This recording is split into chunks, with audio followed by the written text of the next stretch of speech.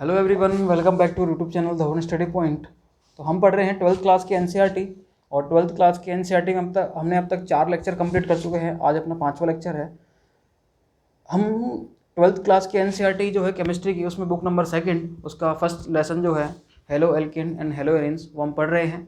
उसमें हमने अब तक classification, nomenclature, methods of preparation मतलब बनाने की विधियाँ, और उसके साथ साथ हेलो एरेन्स को बनाने की विधियाँ कंप्लीट कर ली है। आज हम पढ़ेंगे यहाँ पर भौतिक गुण, मतलब इनके फिजिकल प्रॉपर्टीज़ क्या होती हैं, भौतिक गुण क्या क्या होते हैं, जैसे इनका melting point, boiling point, solubility, और इसके अलावा इसकी जनरल प्रॉपर्टीज़, इसकी स्टेट्स क्या होती है, इसकी स्मेल क्या होती है, ठीक है, क्या क्या इसमें छोटे छोटे फीचर्स हैं, वो सारी चीज़ें हम यहाँ पर डिस्कस कर लेंगे, जस्ट लाइक डेंसिटी वगैरह। और ठीक है, आइए तो सबसे पहले हम डिस्कस करते हैं यहाँ पर, देखना इधर।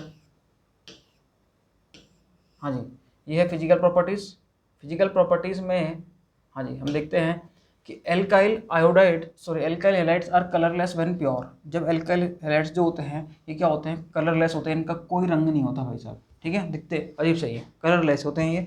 जब ये कैसे होते हैं, प्योर होते हैं ये, ठीक है। However bromides and iodides develop colour when exposed, क्या होते हैं, एक्सपोज टू लाइट। जब भी इनको लाइट के एक्सपोज में रखा जाता है, लाइट में रखा जाता है इनको, तो उस टाइम पर ये कैसे हो जाते हैं, कलर्ड हो जाते हैं। कैसे हो जाते हैं, coloured.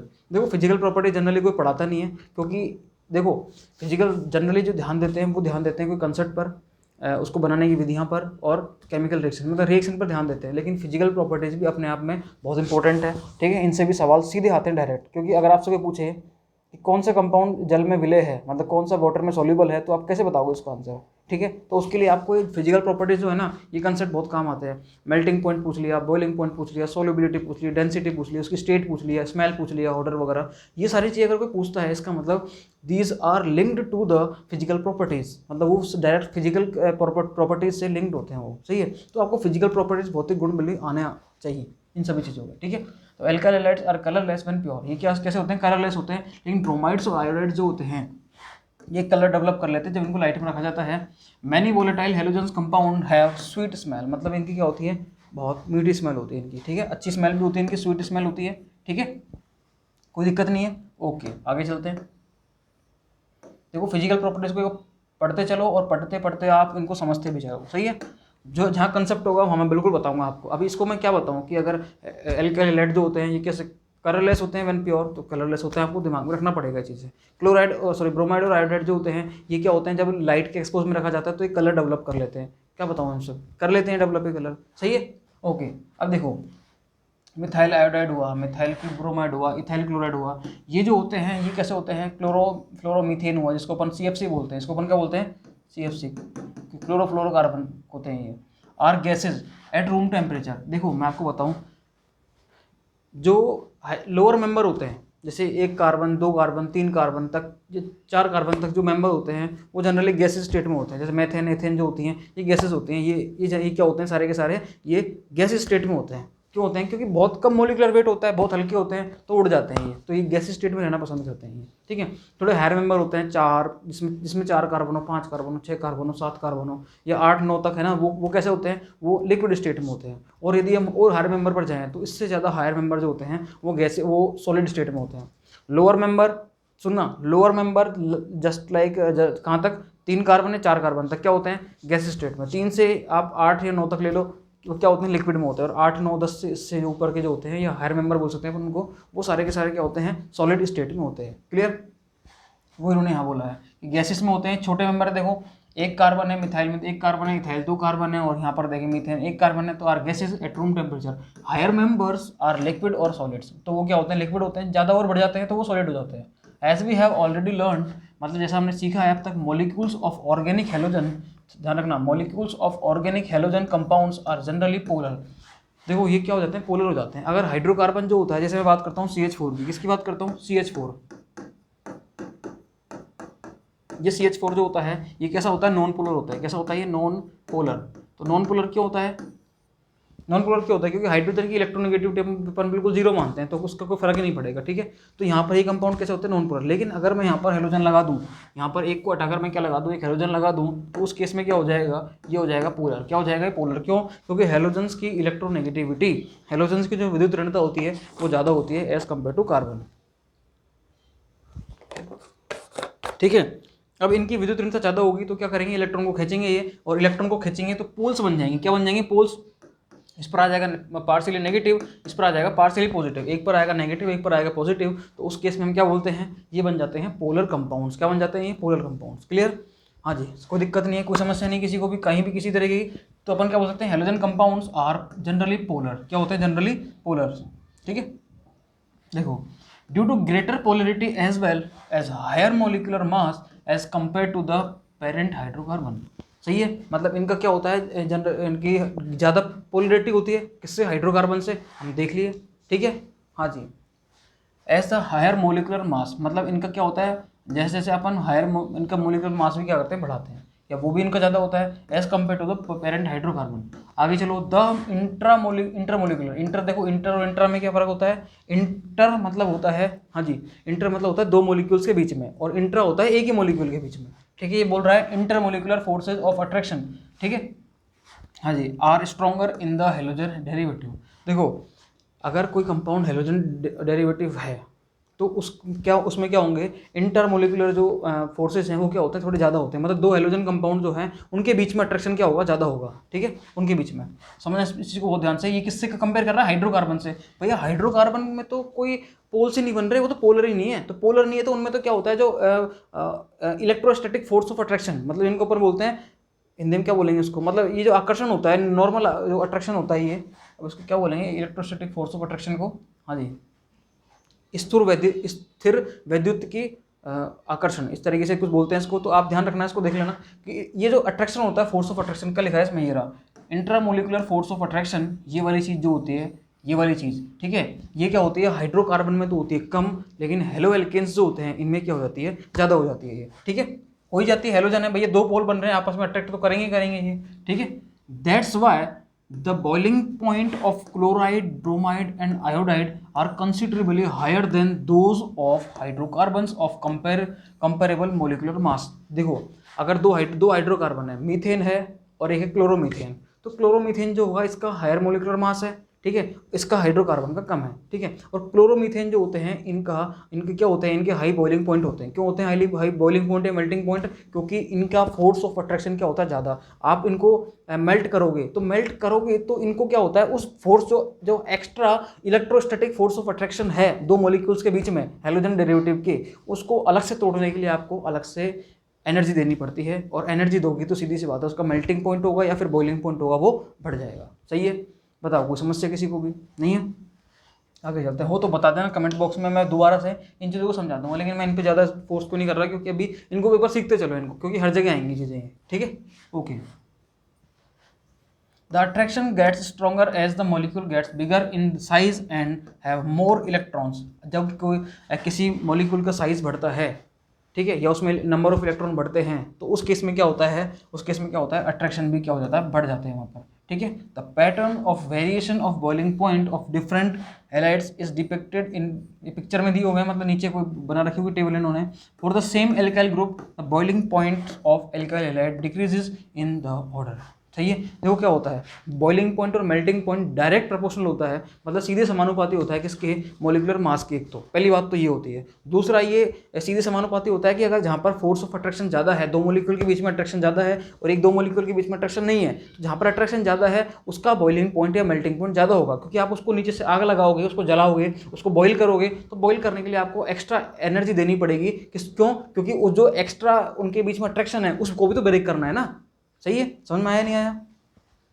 For the same alkyd, अब देखो बॉइलिंग पॉइंट का जो ऑर्डर होता है वो डिक्रीज कैसे होता है, ये आर आई, आपको पता है कि आयोडीन का साइज ज़्यादा होता है, ब्रोमीन का कम होता है, क्लोरीन का और कम होता है, फ्लोरीन का और कम होता है। तो साइज जैसे जैसे बढ़ता है तो मास बढ़ेगा, तो ध्यान रखना हमेशा उसका बॉइलिंग पॉइंट या मेल्टिंग पॉइंट भी बढ़ता है।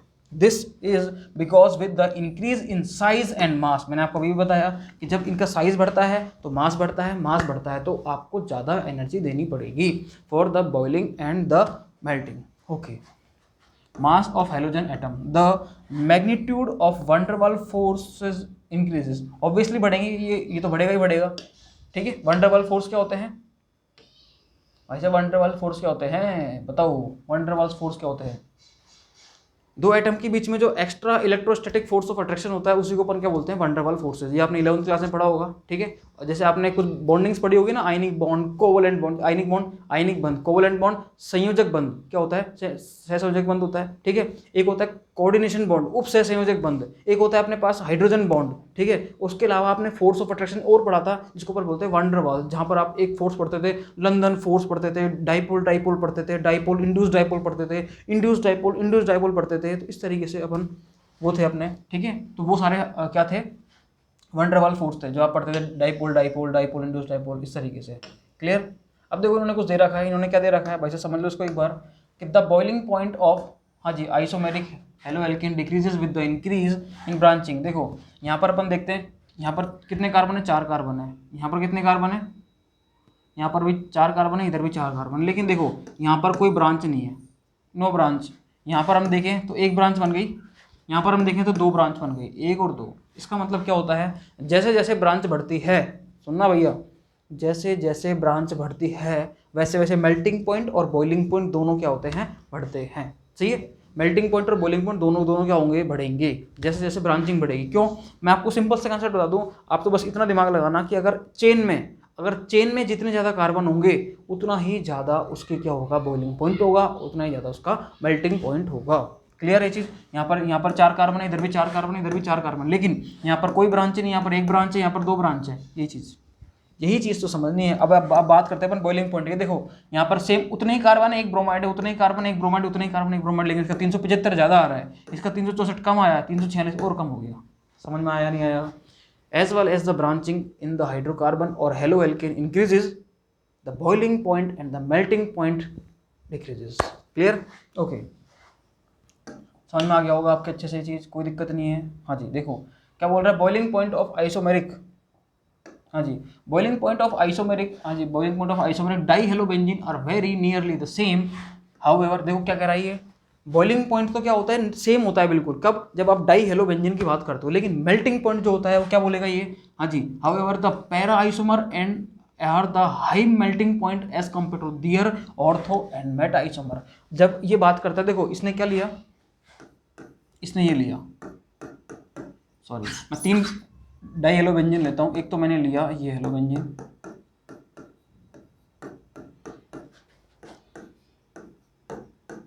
ये 3 हेलो बेंजीन ली मैंने, ठीक है। एक में तो मैंने लगा दिया हेलोजन, दोनों ऑर्थो पर लगा दिया, एक मैंने मेटा पर लगा दिया, एक मैंने पैरा पर लगा दिया, ठीक है। अब ये क्या बोल रहा है, ये बोल रहा है कि डाई हेलो बेंजीन्स जो होती हैं इनके जो बॉइलिंग पॉइंट है, क्या है बॉइलिंग पॉइंट इनके क्या होते हैं, लगभग सेम होते हैं इनके, लगभग सेम, मतलब 1-2 का वेरी करेगा, ज़्यादा नहीं करेगा, और 1-2 को अपन बिल्कुल नेग्लिजिबल मानते हैं, बहुत कम मानते हैं उनको, ठीक है। तो बॉइलिंग पॉइंट तो क्या होते हैं इनके, बीपी की बात करता हूँ मैं, बॉइलिंग पॉइंट क्या होते हैं इनके, नियरली द सेम, मतलब सबके लगभग क्या होंगे, नियर बाई होंगे, क्या होंगे सबके, near by, nearly same, nearly same, ठीक है। बट मैं बात करूँ किसकी, हाँ जी, मैं बात करता हूँ किसकी, मेल्टिंग पॉइंट की। अगर मैं मेल्टिंग पॉइंट की बात करता हूँ तो मेल्टिंग पॉइंट क्या होता है, जो पैरा आइसोमर है, पैरा कौन सा आइसोमर, पैरा आइसोमर, उसका क्या होता है, हाई होता है, हाई मेल्टिंग पॉइंट होता है एज कंपेयर टू, हाँ जी, दियर ऑर्थो एंड मेटा, मतलब ऑर्थो और मेटा का क्या होता है, कम होता है एज कंपेयर टू पैरा के। देखो कैसे होता है, देखो ये जो ऑर्थो है ये है, ये क्या है मेटा, और ये क्या है पैरा, मतलब ऑर्थो और जो मेटा है इनका क्या होगा, हमेशा कम होगा किससे, सॉरी क्या लगा दिया मैंने, हमेशा कम होगा किससे, पैरा से। अब पैरा से कम क्यों होता है, पैरा से कम क्यों होता है, देखो पैरा जो होता है इसमें सिमेट्री होती है, क्या होती है इसमें, सिमेट्री होती है, सिमेट्री की वजह से होता है, चीज़ है क्यों होता है, सिमेट्री की वजह से। मतलब देखो ध्यान रखना, इधर इन्होंने बोल भी रखा है, देखो it is due to the symmetry of para isomer, symmetry that fits in the crystal lattice better as compare to ortho and meta. मतलब ये जो पैरा वाला होता है ये इजीली किसी भी क्रिस्टल स्ट्रक्चर में फिट हो जाता है, ये इसको फिट होने के लिए बहुत अच्छे से इसको कोई समस्या नहीं होती, जबकि ऑर्थो और मेटा वाले को थोड़ी समस्या होती है, इसलिए इनका मेल्टिंग पॉइंट क्या होता है, पैरा वाले का ज़्यादा होता है। लेकिन बात करते हैं बॉइलिंग पॉइंट की तो इसका लगभग क्या होता है, सेम सा होता है। इसको अपन समझते हैं, देखो आगे और हाँ ना, अब इसको समझते हैं थोड़ा सा और अपन आगे चल के, देखना देखो कुछ दे रखा है एग्जाम्पल, ये दे रखा है, देखो बहुत बढ़िया दे रखे हैं, मतलब यहाँ पर ये है डाइक्लोरो ऑर्थो, इसको क्या बोलेंगे, ऑर्थो डाइक्लोरोबेंजीन, मेटा डाइक्लोरोबेंजीन और पैरा डाइक्लोरोबेंजीन। क्लियर, कोई दिक्कत नहीं है। इसका अपन बॉइलिंग पॉइंट की बात करते हैं, 453, 446, 448 लगभग सेम है, ठीक है, कोई इसमें 7 का अंतर है, यहाँ पर 2 ही का अंतर है। इन मेल्टिंग पॉइंट की बात करते हैं भैया 256, 249, कोई दिक्कत नहीं, चल इनमें तो 7 का अंतर है। लेकिन यहाँ देखो मैंने आपसे क्या बोला था कि ऑर्थो और जो मेटा होते हैं इनका क्या होता है, कम होता है एज कम्पेयर टू पैरा। तो पैरा का क्या है, हाँ जी बहुत ज़्यादा है, देखो 49 से कम हो गया, 23 पहुँच गया। ठीक है, कितना अंतर हो गया, 51 और 23, हाँ जी 51 और 23 74 का, मतलब काफ़ी अंतर हो गया है तो सही है। लो भैया ठीक है, आगे चलते हैं अपन और क्या बोल रहा है ये। अब बात करते हैं अपन डेंसिटी, किसकी बात करते हैं, density. Bromo iodo and polychloro derivatives, सुनना भैया, हाँ जी, bromo iodo and polychloro derivatives of hydrocarbons are heavier than water. मतलब जो डेंसिटी होती है वो किस क्या होती है, वाटर से इनकी ज़्यादा होती है, are heavier than water, sorry bromo iodo and polychloro derivative of hydrocarbons are heavier than water, सही है।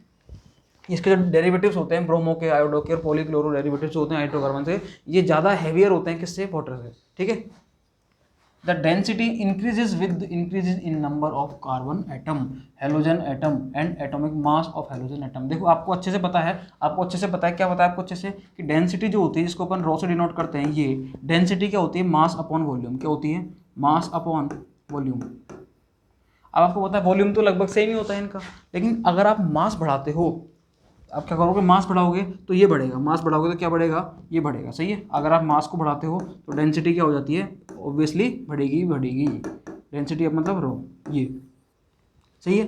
तो मास बढ़ा रहे हो आप, देखो हाँ जी, आपको इसने खुद ने बोल दिया कि ब्रोमो आयोडो एंड पॉलीक्लोरो जो डेरिवेटिव्स हैं इनका ऑफ हाइड्रोकार्बन, इनका जो मास होता है वो क्या होता है, ज़्यादा भारी होते हैं ये, ठीक है, मास ज़्यादा होता है इनका। तो density increases with increase in number of carbon atom. आप कार्बन एटम जैसे जैसे बढ़ाओगे वैसे वैसे डेंसिटी भी बढ़ेगी। क्यों, नंबर ऑफ कार्बन एटम बढ़ाओगे तो मास बढ़ेगा, ऑब्वियसली बात है। एक कार्बन कितना मास होता है, 12, कितना होता है, 12 EMU होता है। तो 12 आप हर कार्बन बढ़ा रहे हो, 12 EMU बढ़ा रहे हो, इसका मतलब वहाँ पर उसका मास भी बढ़ेगा, तो उसके साथ डेंसिटी भी बढ़ेगी। क्लियर है ये चीज़, कोई समस्या किसी को भी। इन्होंने बता रखा है यहाँ पर, इन्होंने क्या बता रखा है, देख लो इधर भैया, देखो थोड़ा सा कंपाउंड लिया इन्होंने, ये कंपाउंड इन्होंने क्या लिया, ये लिया, मतलब C3H7 ये ले लिया, क्लोरीन एक बार लिया, ब्रोमीन एक बार लिया, आयोडीन। तो देखो डेंसिटी क्या हो रही है, लगातार बढ़ रही है। क्लोरो लिया तो कम है, ब्रोमो लिया तो ज़्यादा है, आयोडीन लिया तो ज़्यादा है। क्यों, क्योंकि क्लोरीन का वेट क्या होता है, जो क्लोरीन जो है, क्लोरीन इसका वेट कम होता है, ब्रोमीन का ज़्यादा होता है, आयोडीन का और ज़्यादा होता है। तो मास बढ़ रहा है, मास बढ़ रहा है तो डेंसिटी भी बढ़ेगी ही बढ़ेगी। इधर आ जाओ, यहाँ देखो CH2Cl2 CH3Cl3 CCl4, मतलब यहाँ 2 क्लोरीन थे, यहाँ 3 क्लोरीन है, 4 क्लोरीन है, तो बढ़ेगा, कोई प्रॉब्लम नहीं किसी को भी। ठीक है, मतलब मैंने मास से लिंक किया है इसको, बहुत बढ़िया। अब आ जाओ सॉल्युबिलिटी पर। सॉल्युबिलिटी देखो इधर, सॉल्युबिलिटी क्या कह रही है, the halo alkanes are very slightly soluble in water. देखो हेलो एल्केन्स, मैंने आपको एक चीज़ बताई बहुत अच्छे से कि जब भी आपको सॉल्युबिलिटी देखनी हो, जब भी आपको क्या देखना हो, सॉल्युबिलिटी, तो आप एक चीज़ देखोगे कि वो कंपाउंड हाइड्रोजन बॉन्ड बना रहा है या नहीं बना रहा। अगर वो हाइड्रोजन बॉन्ड बना रहा है तो आंख बंद करके बोल दो कि भैया वो तो सॉल्युबल होगा ही होगा, सही है। कोई भी कंपाउंड अगर हाइड्रोजन बॉन्ड बनाता है तो वाटर में सॉल्युबल होता ही होता है। क्लियर है। अब क्या हेलोजन्स जो हैं, हाइड्रोकार्बन के हेलोजन, ये डेरिवेटिव, क्या ये इसमें सॉल्युबल होंगे वाटर में? तो हमें पता अच्छे से कि जो हाइड्रोकार्बन होता है, कार्बन कैसा नेचर का होता है, ये होता है इलेक्ट्रोफोबिक नेचर का, मतलब सॉरी हाइड्रोफोबिक नेचर का। मतलब ये क्या करता है, ये मतलब जो वाटर है इससे दूर जाने की कोशिश करता है, ये हाइड्रोफोबिक नेचर का होता है ये। एक तो होता है वर्ड हाइड्रोफिलिक, समझना इस चीज़ों को, दोनों को ध्यान से। एक तो होता है हाइड्रोफिलिक, एक होता है हाइड्रोफोबिक। हिंदी में बोले, अगर हिंदी में देखें तो इसको हाइड्रोफिलिक को अपन क्या बोलते हैं, जल रागी। क्या बोलते हैं इसको, जल रागी। और हाइड्रोफोबिक को अपन क्या बोलते हैं, जल विरागी, मतलब जल से दूर जाने वाला। और हाइड्रोफिलिक मतलब जल के पास आने वाला। ठीक है, इसको अपन क्या बोलेंगे, इस वाले को, हाँ जी, जल रागी। ठीक है, और इसको अपन क्या बोलेंगे, जल विरागी, जल विरागी।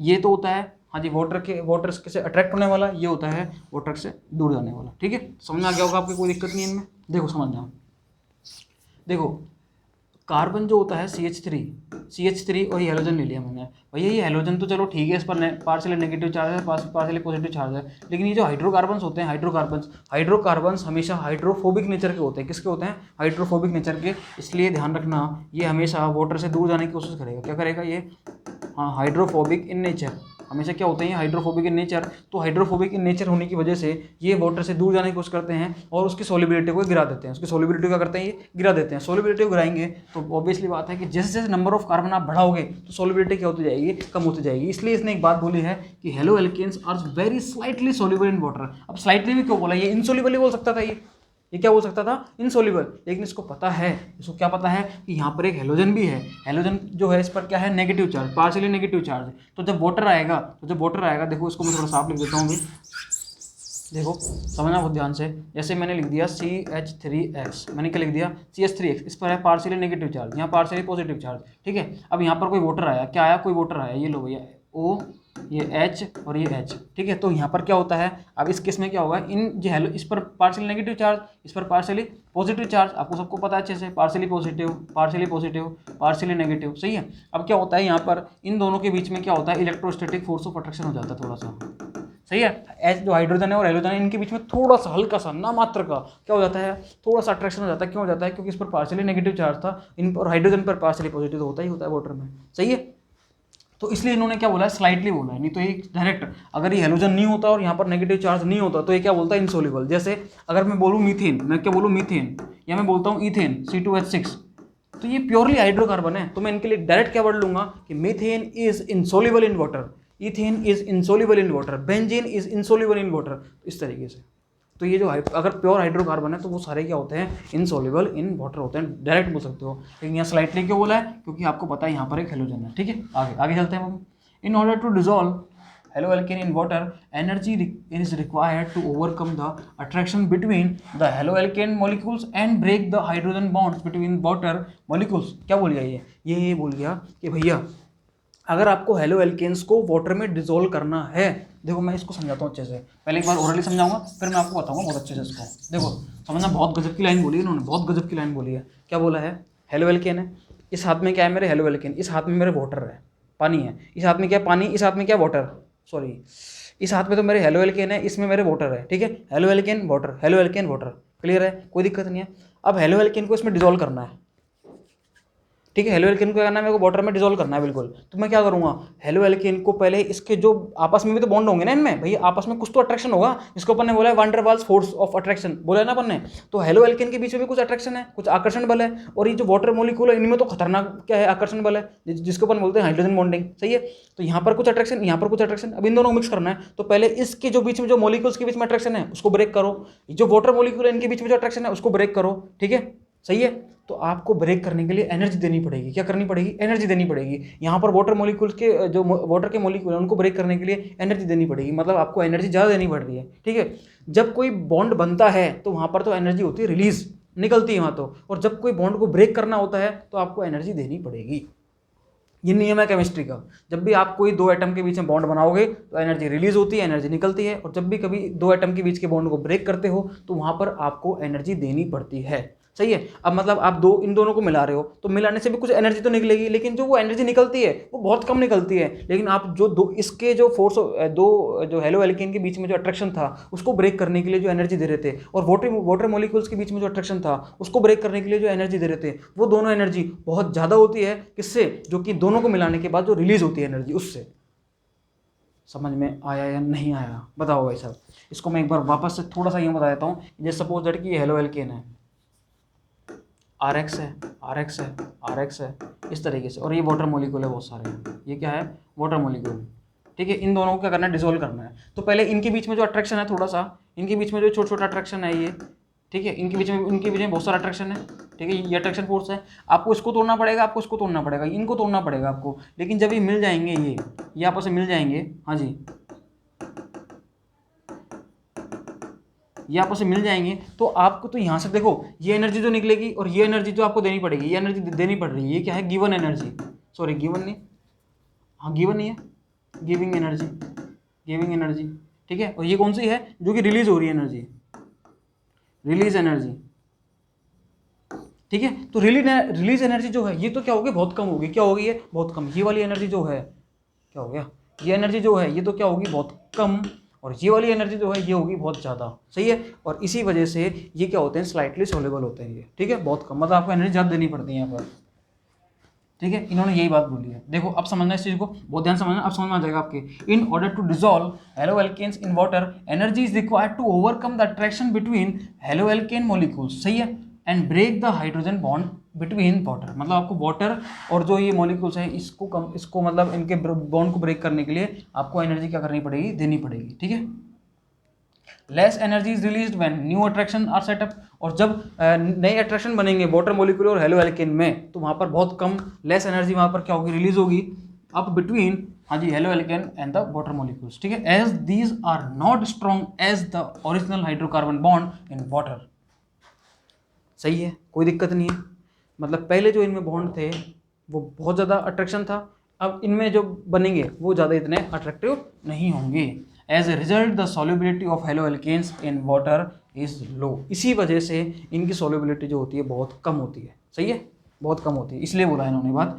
However, haloalkanes tends to dissolve in organic solvents because the new intermolecular attraction between haloalkanes and solvent molecule have much the same strength as the one being broken in the separation haloalkane and solvent molecule। समझ में आया नहीं आया भाई साहब, बताओ, कोई दिक्कत हो तो बताओ। इसमें मेन कंसेप्ट मैंने आपको बता दिया।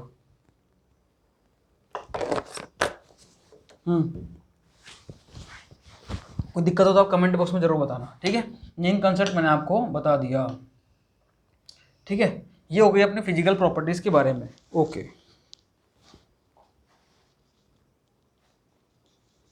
एक बार फटाफट से अपन हिंदी मीडियम वाले भी देख लेते हैं, नहीं तो वो भी दिक्कत हो जाएगी फालतू में। देखो हिंदी मीडियम वाले हमें कुछ बताया ही नहीं, ओके। इधर देखो फटाफट फटाफट पढ़ लेते हैं, कहीं दिक्कत नहीं आनी चाहिए। वैसे तो शुद्ध अवस्था में एल्किल लेट रंगीन होते हैं, बिल्कुल मैंने बता दिया, कलरलेस होते हैं इनप्योर, परंतु ब्रोमाइड और आयोडाइड जो होते हैं ये क्या करते हैं अपन, ये क्या करते हैं, लाइट के एक्सपोज में अपना कलर डेवलप कर लेते हैं, ठीक है, प्रकाश के संपर्क में आने पर रंगीन हो जाते हैं। अनेक वाष्पशील हैलोजन युक्त यौगिक सुगंध में होते हैं, सुगंध में मतलब उनमें कुछ ना कुछ स्मेल आती है, ठीक है, ऑर्डरफुल होते हैं वो, ठीक है, ओके। गलनांक और क्वथनांक की बात करें तो मिथाइल ब्रोमाइड इस तरीके के कंपाउंड होते हैं, हमें पता है कि ये ताप पर गैस रूप में होते हैं। गैस क्यों होते हैं, क्योंकि लोअर मेंबर्स, मैंने आपको बताया लोअर मेंबर्स आर गैस और हायर मेंबर्स लिक्विड और gas, depends on the number of carbon, ठीक है।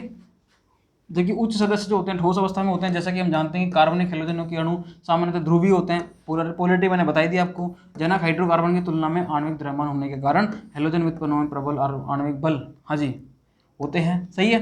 आपको पता है हैलोजन के बीच में आपस में क्या होंगे, उनमें भी फोर्स होंगे, वाटर में भी फोर्स होंगे, उनको ब्रेक करने के लिए आपको ज़्यादा एनर्जी देनी पड़ती है। यही कारण है कि क्लोराइडो ब्रोमाइडो और आयोडाइडो क्वथनांक समतुल्य द्रव्यमान हाइड्रोकार्बन की तुलना में महत्वपूर्ण से अधिक होते हैं। हाँ जी भाई साहब, समझ में आ गया होगा मेरे हिसाब से, कोई दिक्कत है नहीं इनमें, ठीक है। अणुओं का आकार बड़ा होने पर, अधिक संख्या में इलेक्ट्रॉन उपस्थित होने पर आकर्षण बल और अधिक प्रबल हो जाते हैं। इसमें कुछ कुछ ये दे रखा है क्वथनांकों में परिवर्तन का रूप, जैसे आप मैं बता रखा है कि RI, RBR, RCl और RF, इनके जो क्वथनांक मतलब बॉइलिंग पॉइंट, इनके बॉइलिंग पॉइंट जो होते हैं, इनका ऑर्डर क्या होता है, ये होता है, सही है। इनका ऑर्डर क्या होता है, ये होता है RI, RBR, RCl और RF, क्लियर है, कोई दिक्कत नहीं है। ऐसा हैलोजन परमाणु के आकार से द्रव्यमान में वृद्धि होने के कारण, होने से वंडरवाल बलों के परिणाम स्वरूप में वृद्धि होने के कारण होता है, ओके डन। नेक्स्ट,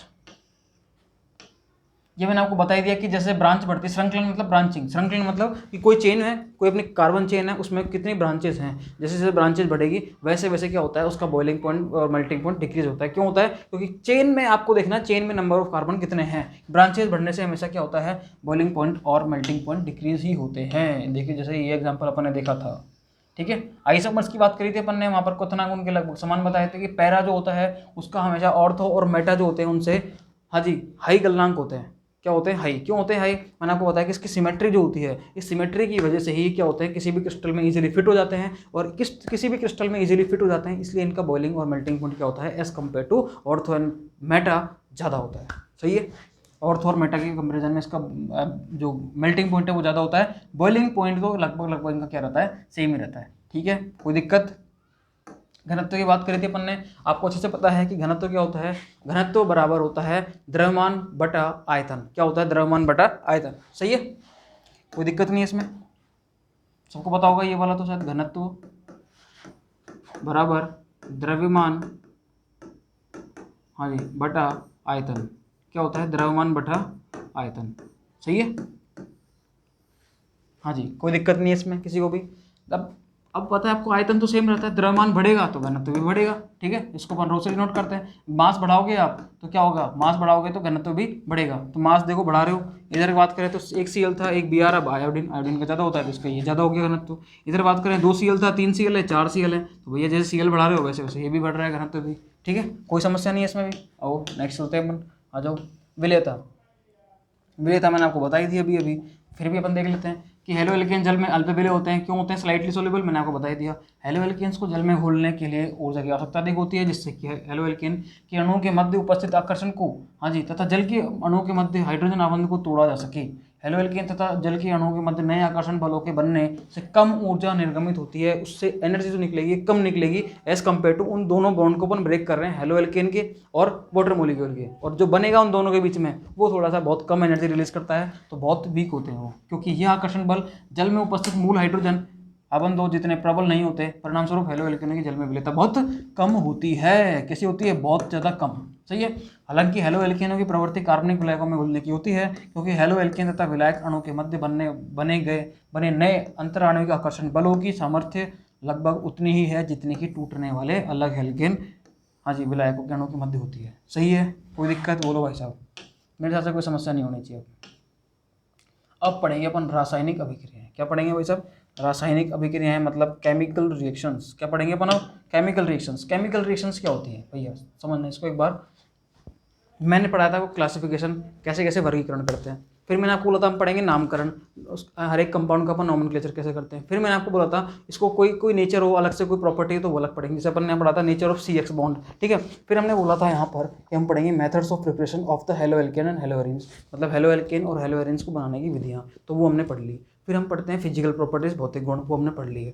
अब पढ़ेंगे अपन रासायनिक अभिक्रिया। रासायनिक अभिक्रिया मतलब आपने जो आपके पास कंपाउंड है हेलो एल्केन और हेलो एरीन्स, उससे आप क्या क्या बना सकते हो। अब मतलब जो हेलो एल्केन और हेलो एरीन होगा वो आपका काम में आएगा अब एज ए रिएक्टेंट। अब तक जो काम में आ रहा था वो आ रहा था एज ए प्रोडक्ट, आप उसको बना रहे थे मतलब दो चीज़ आपने कुछ भी ली, मुझे नहीं पता, आपने ये बना दिया हेलो एल्केन या हेलो एरीन्स।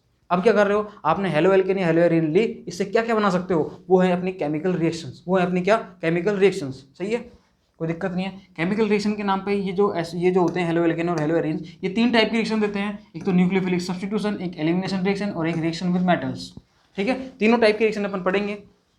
सब्स्टिट्यूशन रिएक्शन, एक अपन न्यूक्लियोफिलिक सब्स्टिट्यूशन जिसको अपन बोलते हैं NS रिएक्शन, SN रिएक्शन बोलते हैं इनको अपन, क्या बोलते हैं, SN रिएक्शन। आप आगे जाके पढ़ोगे कि SN1 भी होती है, SN2 भी होती है, ठीक है। हाँ, क्लियर है चीज़, कोई दिक्कत नहीं है। SN1 और SN2, उसके बाद हम देखेंगे एलिमिनेशन रिएक्शन जिसको अपन बोलते हैं विलोपन अभिक्रिया। हिंदी वाले देख लो इसको, नाभिक स्नेह प्रतिस्थापन अभिक्रिया।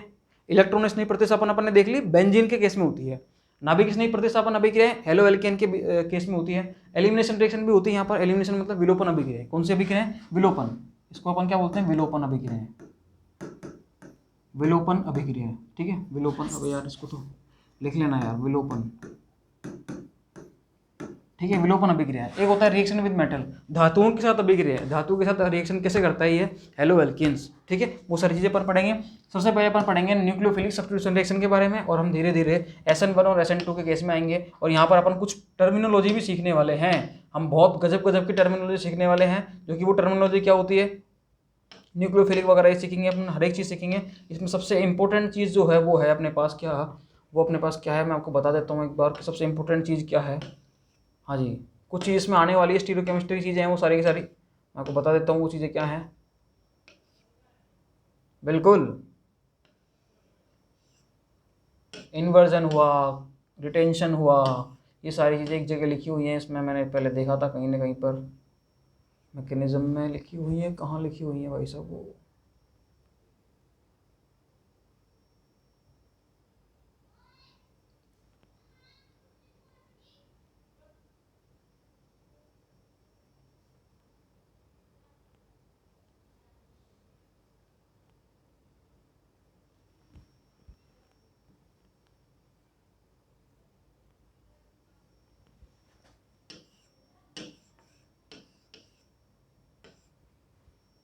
ओके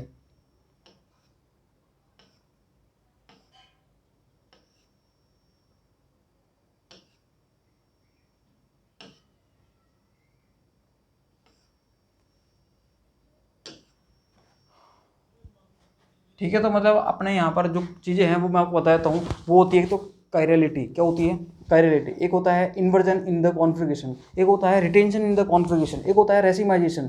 तो ये सारी चीज़ें अपन अब देखने वाले हैं नेक्स्ट क्लास में, जब अपन पढ़ेंगे केमिकल रिएक्शन। केमिकल रिएक्शन में SN1 SN2 अपन पढ़ेंगे, वहाँ पर अपन काफ़ी सारी चीज़ें सीखने वाले हैं। तो नेक्स्ट लेक्चर जो है अपना वो बहुत ज़्यादा इंपॉर्टेंट होने वाला है। ठीक है, देखो चैप्टर 1 जो है halo alkane and halo arenes, में ज़्यादा टाइम इसलिए ले रहा हूँ क्योंकि सारी चीज़ें अपन एज इट इज़ वहाँ पढ़ने वाले हैं। कहाँ पर? आने वाले चैप्टर में एल्कोहल फिनोल ईथर में पढ़ने वाले हैं, एल्डिहाइड कीटोन एसिड में पढ़ने वाले हैं, एमीन से पढ़ने वाले हैं। ठीक है, देखो सारी चीज़ें पढ़ने वाले हैं। जैसे क्लासिफिकेशन हुआ वहाँ पढ़ेंगे, नोमेनक्लेचर वहाँ पढ़ेंगे, फिर मेथड्स ऑफ प्रिपरेशन अलग हो जाएंगे लेकिन एज इट इज़ पढ़ेंगे वहाँ पर भी। ठीक है, उसके अलावा केमिकल रिएक्शन पढ़ेंगे, फिजिकल प्रॉपर्टीज पढ़ेंगे, यूजेस पढ़ेंगे। तो सारी चीज़ें जो अपना एक ट्रेंड चलेगा वो ट्रेंड वहाँ पर भी एज इट इज़ है। ठीक है, चीज़ें अपने पास एज इट इज़ रहेंगी। ठीक है, तो कोई समस्या नहीं होनी चाहिए वहाँ पर। क्लियर? जैसे यहाँ पर अब मैंने आपको नाम बताया था इलेक्ट्रॉनिक स्नेही प्रतिस्थापन अभिक्रियाएं लास्ट लेक्चर में, तो लास्ट लेक्चर में मेरे को काफ़ी टाइम लग गया था। ठीक है, तो वैसे जब वापस आएगा फिनोल का केस आएगा या बेंजल्डिहाइड का आएगा, बेंजोइक एसिड का आएगा, एनिलीन का आएगा, तो वहाँ पर मेरे को इतना बताने की ज़रूरत नहीं पड़ेगी। मैं आपको हल्का सा बताऊँगा, आपके समझ में आ जाएगा वहाँ पर। ठीक है, तो ऐसे ही यहाँ पर नाभ